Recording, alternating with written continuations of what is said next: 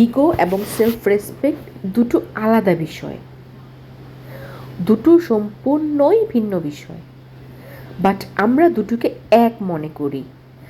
আমরা আমাদের নিজেদের পার্সোনালিটি দেখাতে গিয়ে সবচেয়ে কাছের মানুষটার সাথে ইগো দেখিয়ে বসে থাকি আর ভাবি আমরা খুবই ব্যক্তিত্ব সম্পন্ন মানুষ। আমার পার্সোনালিটি, আমার অহম, আমার ক্ষমতা, আমার দাপট যাই থাকুক না কেন পুরো পৃথিবীর কাছে, অন্তত একটা মানুষের কাছে তার মতো হওয়া উচিত, সহজ সাধারণভাবে তার সাথে মিশা উচিত।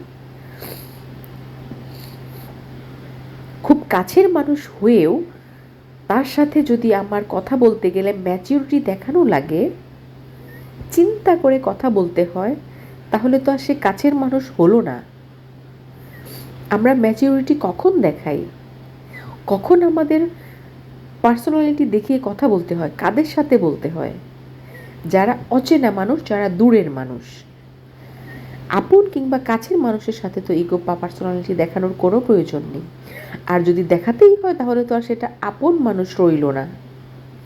একটা সুন্দর ব্যক্তিত্ব থাকার জন্য খুব কঠিন হওয়ার দরকার নেই, শুধু নিজেকে অতটুকু ভালোবাসলেই হবে যাতে অন্যের চোখে নিজের জন্য ভালোবাসা খোঁজার প্রয়োজন না হয়।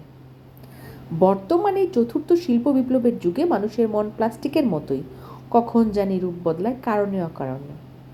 তাই মনে হয় নিজের মধ্যে নিজেকে সীমাবদ্ধ রাখাই তুলনামূলক ভালো। পৃথিবীর সবচেয়ে ক্ষমতাবান মানুষ হয়েও নেপোলিয়ন বোনাপার্ট তীব্র ভালোবাসার বিনিময়ে ভালোবাসা ফেরত পান নাই, পেয়েছিলেন অবহেলা আর নির্লিপ্ত প্রতারণা।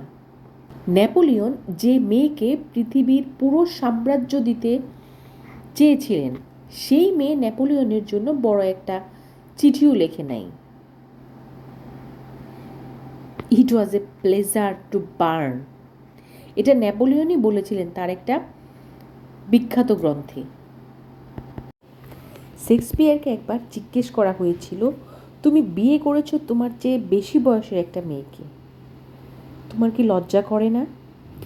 শেক্সপিয়ার তাকে একটি ক্যালেন্ডার এনে দেখালেন এবং বললেন, আপনি বলতে পারেন সপ্তাহের 7টি দিনের মধ্যে কোনটা যুবক আর কোনটা বৃদ্ধ?